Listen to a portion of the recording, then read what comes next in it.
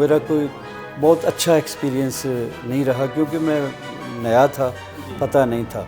कुछ नेताओं ने इकट्ठे होके उनको प्रेशराइज कर दिया और मेरा कैंसिल कर दिया। तो मैं अमेरिका चले गया, एक दो शो किए, होस्टिंग वो कर रहे थे क्लिंटन साहब, तो मैंने $2.5 मिलियन इकट्ठा करके दिया था। आप हैरान होंगे, जब जलंधर में इलेक्शन लड़ा तो मेरे पास जो था लग गया था और बहुत बड़े मार्जिन से, अबाउट 6 लाख से मेरा ख्याल थोड़े कम होंगे, मैं जीत गया। कि मिट्टी है तो पल भर में बिखर जाएंगे हम लोग, खुशबू हैं तो हर दौर को महकाएंगे हम लोग। हम रूहे सफ़र हैं, हमें नामों से ना पहचान, कल और किसी नाम से आ जाएंगे हम लोग।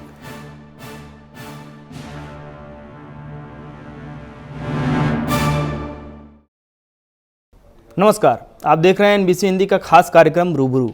इस कार्यक्रम के जरिए हम आपको एक ऐसी शख्सियत से रूबरू करवाते हैं जो किसी परिचय का मोहताज नहीं होता, जो देश, समाज और क्षेत्र के लिए निरंतर प्रतिबद्ध होता है।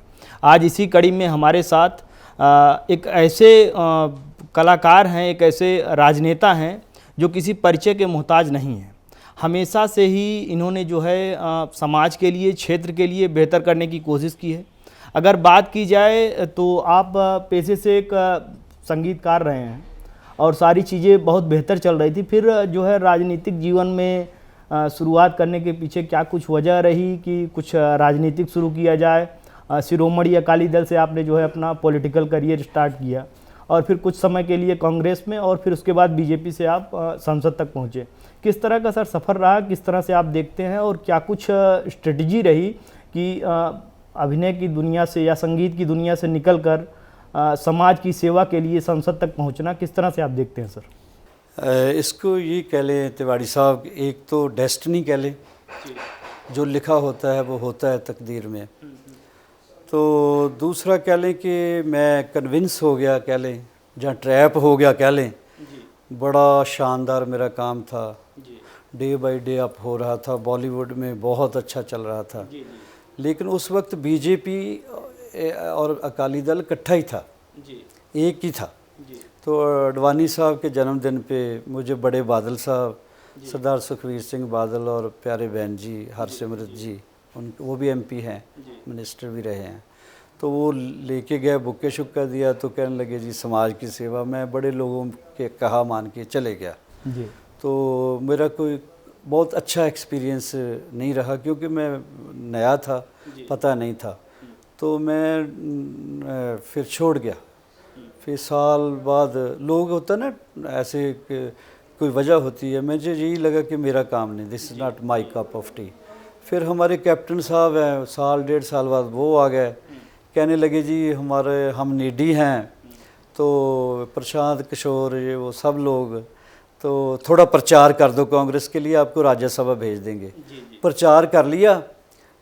जब पेपर फाइल करने थे एक दिन पहले कुछ नेताओं ने इकट्ठे होके उनको प्रेशराइज कर दिया और मेरा कैंसिल कर दिया। फिर मुझे तकलीफ़ ये हुई कि जहाँ तो पब्लिसाइज ना करते, पूरी दुनिया से बधाइयाँ मिल रही थी, मैं बहुत फिर मायूस हो गया। तो मैं साहब को ढूंढता था, मोदी साहब जी को, पुराने मेरे मोहब्बत थी उनकी। मैं लोग तो सपोर्टर होते हैं, हम थोड़ा आशिक थे कि ये पहली शख्सियत है जो ईमानदार शख्सियत है। तो जब वो पहली बार CM बने तो अनफॉर्चुनेटली वहाँ अर्थक्वेक आ गया था भुज में। तो फिल्म इंडस्ट्री को बोला था फंड रेज़ करने के लिए कि अमेरिका जाओ। फिल्म इंडस्ट्री ने शायद सीरियसली नहीं लिया। जब मुझे हुक्म किया तो उस वक्त क्लिंटन साहब थे, तो मैं अमेरिका चले गया, एक दो शो किए, होस्टिंग वो कर रहे थे क्लिंटन साहब, तो मैंने $2.5 मिलियन इकट्ठा करके दिया था। तो मुझे लगा बहुत साल हो गया, शायद भूल गए होंगे, लेकिन साहब की नज़र थी, उनको कोई चीज़ भूलती नहीं है। तो साहब ने एक जगह बोले, मुझे कहने लगे वेट बहुत कम हो गया है। मैं कहा जी सियासत ने ये कर दिया। कहते दिल्ली आओ हम बढ़ा देंगे वेट। फिर उन्होंने बुला लिया। तो देखो पहले वहाँ जो इलेक्शन लड़ा था, फाइट किया मैंने, 10-15 हज़ार से थोड़ा लूज़ कर गया था। फिर राज्यसभा के मामले में भी डिच हुआ, बहुत मायूस हो गया था, जैसे किसी को मार ही दिया जाए। तो उसको दोबारा ज़िंदा मोदी साहब, माननीय हमारे प्रिय प्रधानमंत्री जी ने और माननीय अमित शाह जी ने मुझे ज्वाइन कराया। आप हैरान होंगे, जब जालंधर में इलेक्शन लड़ा तो मेरे पास जो था लग गया था। गाने का ही पैसा था, काफ़ी था पैसा, लेकिन 6-7 महीने कैंपेन करनी पड़ी, मैं तो बिल्कुल रोड पे आ गया था। तो फिर देखो, वहाँ का प्यार तो बहुत करते हैं, लेकिन सिस्टम ऐसा है इंडिया के इलेक्शन का, 1 महीने में जान निकल जाती, पैसा इतना लगता है। तो 6 महीने तो फिर मैं क्या करता। तो फिर मैं जब बहुत गरीब मायूस जैसे ज़ीरो पे फिर चले गया, तो ये साहब मिल गए। साहब ने बोला कि टिकट, सारी टिकटें बट गई थी, एक टिकट मेरे लिए संभाली हुई थी। तो उन्होंने अपने संगठन को बोला, पार्टी को बोला कि एक सिंगल पैनी भी इसकी लगे ना, इसकी तलाशी ले लो और एमपी बना के मेरे पास ले आओ। 20-25 दिन में नॉर्थ वेस्ट एरिया है, लोगों ने भी यकीन किया, मैं सारी ज़िंदगी शुक्रगुज़ार हूँ। तो उन्होंने एक अजनबी पे यकीन किया और बहुत बड़े मार्जिन से, अबाउट 6 लाख से मेरा ख्याल थोड़े कम होंगे, मैं जीत गया। तो ये कमाल है, जो बंदा हर फ्रंट पे हारता था वो साहब की वजह से मैं जीत गया। जब जीत गया तो फिर मैं दिल्ली का हो गया, अब मैं रात दिन सेवा करता हूँ। सर, उत्तर पश्चिमी दिल्ली की अगर बात की जाए तो लगभग लोग जो भी वहाँ के हमारे टच में आते हैं काफ़ी आपकी जो है तारीफ़ करते हैं कि बहुत ही बेहतर स्वभाव है, और इस तरह से मतलब कुछ भी उनके अंदर बनावटीपन नहीं है और बिल्कुल सहजता से लोगों से मिलते हैं। तो एक दूसरे क्षेत्र में आकर दूसरे लोगों से इस तरह से जो आपने तालमेल बनाया है, किस तरह से आप देखते हैं? कभी आपको ऐसा नहीं लगा कि हम किसी दूसरे जगह पे हैं, या आपको अपने क्षेत्र के ही लोगों की तरह उनको लगातार ट्रीट करते चले आ रहे हैं? किस तरह से देखो, सिंगर के तौर पे तो मैं बहुत बार रोहनी इधर उधर गाता बजाता रहा था, वो तो जानते ही थे। मैं किसी को ज़्यादा नहीं जानता था। ये ख़ास बात है कि उन्होंने मुझे पे ट्रस्ट किया। जब ट्रस्ट किया, मैं एमपी बन गया, तो साहब सब एमपी को बारी बारी बुलाते थे। जब मेरी बारी आई तो उन्होंने बोला, देखो सियासत एक बड़ा पेचीदा और मुश्किल मजमून है, ये आपको समझ नहीं आएगा और इसकी ग्रामर समझने की ज़रूरत भी नहीं है। 2 काम तो उन्हें करने हैं, एक तो लोगों के बीच रहना है, गैर हाजिर नहीं रहना। दूसरा, शो ऑफ करने वाली मेरी आदत ही नहीं है, मैं शुरू से ऐसा ही हूँ। फ़कीरी अख्तियार की, गाने में भी सियासत में भी। तो उन्होंने बोला गैर हाजिर नहीं रहना इलाके से, लोगों के लिए अप्रोचेबल रहो और अवेलेबल रहो 24 घंटे। बाकी पैसे वैसे तो उन्हें बहुत कमाए थे, अगर नुकसान भी हो गया कोई नहीं, पैसे चाहिए तो मेरे से मांग लेना। एक सिंगल पैनी भी मुझे ये ना कहे 5 साल बाद कि 1 रुपया भी तूने कहीं से लिया है। तो मैं 2 बातें मान ली हैं, तो इस वजह से लोग प्यार करते हैं। कभी मैं अकेला ही चले जाता हूँ, कभी मैं वो ज़्यादा सिक्योरिटी तो होती नहीं है मेरे पास, तो मैं लगा रहता हूँ। फ़कीरी है एक किस्म की, तो वो मैं कर रहा हूँ। सर, अगर देखा जाए तो आपका जो है रुझान जो है बेसिकली यहाँ पर ICCR में आपको वाइस प्रेसिडेंट नियुक्त किया गया है। किस तरह से वहाँ पे क्या कुछ है? विनय सहस्रबुद्धे जी वहाँ के प्रेसिडेंट हैं, किस तरह से वहाँ पे सारी चीज़ें चलती हैं, आप लोग किस तरह से मैनेज करते हैं? वहाँ पर हम लोग कई बार गए हैं, तो वहाँ पे सारी चीज़ें बहुत ही सिस्टमेटिक और बहुत ही शानदार तरीके से चलती हैं। वो इस वजह से शानदार और सिस्टमेटिकली चलती है कि विनय सहस्रबुद्धे साहब बीजेपी में बहुत IQ वाले, डायनामिक एंड थिंकर है जी बेसिकली। तो उन्होंने फिर मुझे पहले मेंबर बनाया था, फिर वाइस चेयरमैन बनाया है। तो मुझे यही लगता है कि ये मेरे लिए पैशनेट काम है, आर्ट एंड कल्चर वाला। तो किसी आर्टिस्ट का भला हो जाएगा, जहाँ हमारे मुल्क का जो कल्चर है इधर से डेलीगेट जाता तो प्रचार होगा। हालांकि कोरोना की वजह से कुछ हो तो नहीं सका, अब नॉर्मलाइज हुआ है, तो अब स्टार्ट करते हैं। अवार्ड्स की अगर बात की जाए तो सर पद्मश्री अवार्ड, और इसके अलावा राजगायक अवार्ड और संगीत नाटक अकादमी अवार्ड, किस तरह से आप देखते हैं? लगातार जो है आप चर्चा में रहे। मैं खुश नसीब हूँ कि मेरे देश के 2 राष्ट्रपति अवार्ड, प्राइम मिनिस्टर साहब वाजपेयी साहब, गुजराल साहब, सब ने, दो प्रेसिडेंट बाहर के हैं, अमेरिका का, पाकिस्तान के भी। मेरे पास अवार्ड उस वक्त थे जब मैं सियासत में नहीं था, ना किसी को जानता था। तो उसका मज़ा ही और है कि आपको पता ना हो कि पद्मश्री मिलने जा रहा है। तो 1-2 दिन पहले फ़ोन आता, वो उस वक्त अप्लाई नहीं किया जाता था, सिस्टम में ऐसा था कि फ़ोन आता था कि आपको ऐसे दिया जाएगा। फिर उससे भी प्रेस्टिजियस है शायद नाटक अकेडमी अवार्ड, वो जनाब अब्दुल कलाम साहब मरहूम, बहुत बड़ी हस्ती थी, उनके हाथ से मिला। मैं खुशनसीब हूँ, मैं विजिटिंग प्रोफेसर भी रहा हूँ San Jose State University for Sufism, America में पढ़ाया है। यूनिवर्सिटी ऑफ बर्मिंघम भी, अमेरिका नॉर्थ कैरोलिना भी, पंजाबी यूनिवर्सिटी पटियाले का मैं फॉर लाइफ फेलो हूँ जी। तो ये इंटरटेनर ही अकेला भी रह सकता है, लेकिन खुशनसीब हूँ कि एकेडमिक लाइन में भी मुझे कंसिडर किया गया। सर, जहांगीरपुरी में जो कुछ हुआ उसे आप किस तरह से देखते हैं कि शोभा यात्रा के दौरान ये सब सारी चीज़ें होना, अलग अलग नज़रिए से अलग अलग पॉलिटिशियन देख रहे हैं, आप इसे किस तरह से देखते हैं जो कुछ भी वहाँ पर हुआ? कुछ लोग कह रहे हैं कि वहाँ पर बांग्लादेशी रोहिंग्याओं ने उपद्रव किया, कुछ लोग कह रहे हैं कि दोनों मतलब पहले से ही उस तरह से आशंका थी लेकिन चीज़ें अंडर कंट्रोल नहीं थी, इस वजह से इस तरह की स्थिति उत्पन्न हुई। किस तरह से आप देख रहे हैं? ऐसे है, मैं जब ऐसा कोई हादसा होता है तो मैं फिर सूफीज़म का, मैं स्टूडेंट हूँ, सूफीज़म को फॉलो करता हूँ।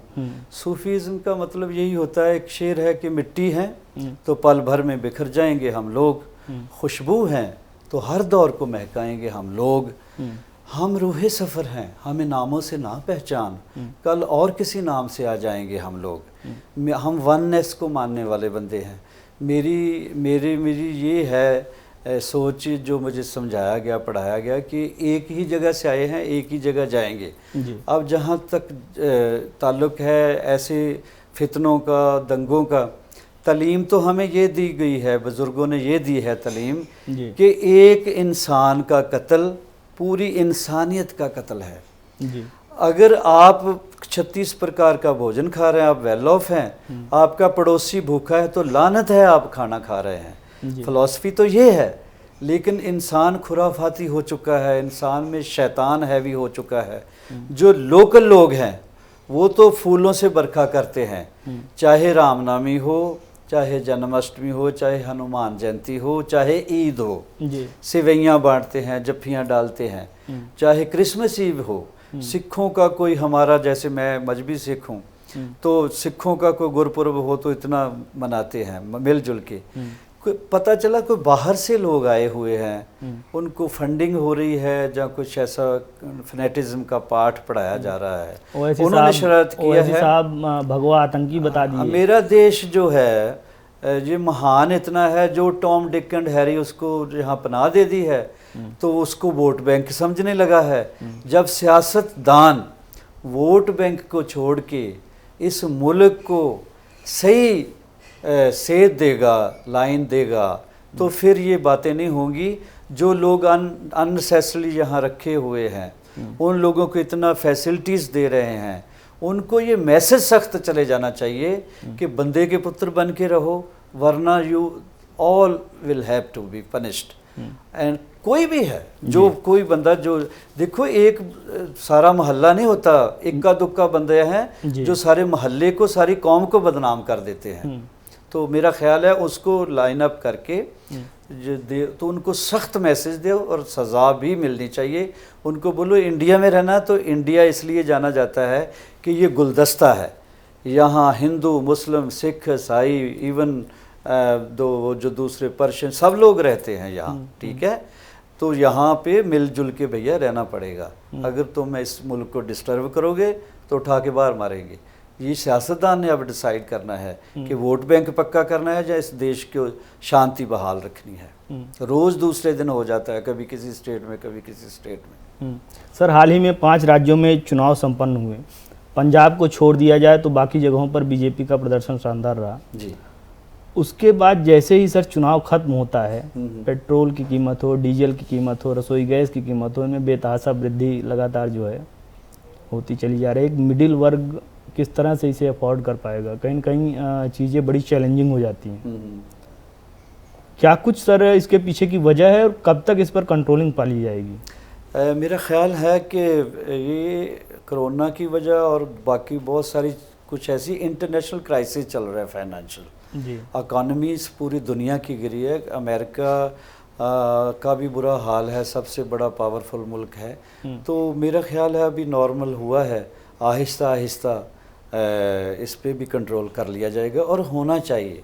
गरीब आदमी तो इतना दुखी हो जाता है बेचारा, थोड़ी सी सैलरी मिलती है, जॉबलेस भी बहुत हैं लोग, कैसे गुजारा करते हैं। मैं एक खेत मजदूर का बेटा हूँ, गरीबी की परिभाषा मेरे से ज़्यादा कौन जानता है।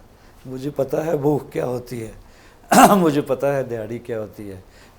मुझे बहुत तकलीफ़ होती है जब लोग ऐसी बातें करते हैं। मैं लोगों में रहता हूँ, तो मेरा ख्याल है साहिब श्री प्रधानमंत्री जी जो भी इस महकमे से वाबस्ता है वो इस पे कंट्रोल जल्दी कर लेंगे।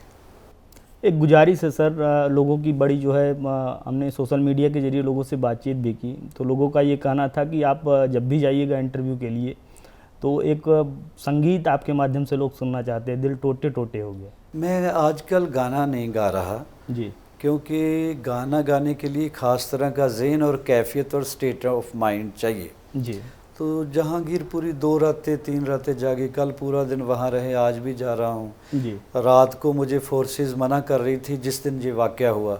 मैंने कहा यार मेरे लोग हैं, मेरी नज़र में हिंदू मुस्लिम सिख ईसाई एक है, मैं सूफ़ी बंदा हूँ, मुझे क्या कहेंगे, बाकी फोर्सेस आप मेरे साथ हैं।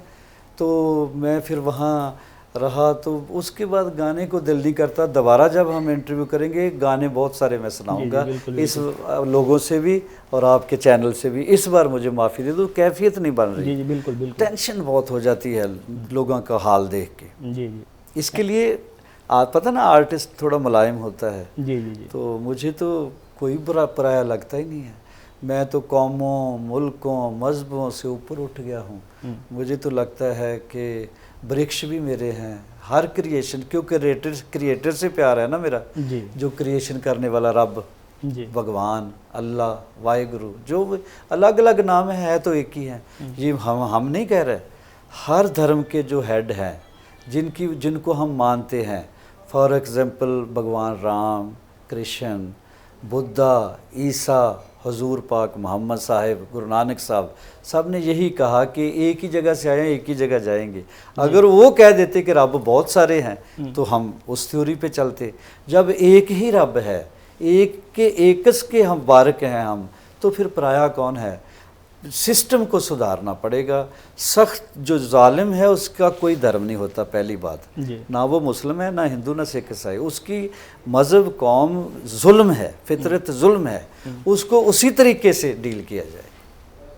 NBC हिंदी को सर आपने अपना कीमती समय दिया, इसके लिए बहुत बहुत धन्यवाद। तिवारी साहब बहुत मेहरबानी, NBC का, मैं क्रू का और आपका शुक्रगुजार हूँ। तो मेरा तो दिल करता था थोड़ा प्रसाद भी लिया जाए, खाना वाना भी, लेकिन अभी जल्दी में है आप भी और मैं भी निकल जाऊंगा। तो फिर किसी दिन बैठते हैं, फिर गाने बजाने भी, फिर कैमरे फिर लेके आना, गाना मैं सुनाऊंगा। थोड़ा मूड ऐसा हुआ है। Thank you very much, thanks a lot. तो ये थे हमारे साथ नॉर्थ वेस्ट से मेंबर ऑफ पार्लियामेंट और मशहूर संगीतकार हंसराज हंस जी, जिनका साफ तौर पर कहना है कि समाज और देश के लिए कितना बेहतर किया जाए, सियासतदानों को ये समझना होगा। अगली कड़ी में हम आपको फिर एक ऐसी शख्सियत से रूबरू करवाएंगे जो किसी परिचय का मोहताज नहीं होगा, जो क्षेत्र और समाज के लिए निरंतर प्रतिबद्ध होगा। देश दुनिया की हर बड़ी खबर के लिए जुड़ रही है हमारे साथ। देखते रहिए NBC हिंदी।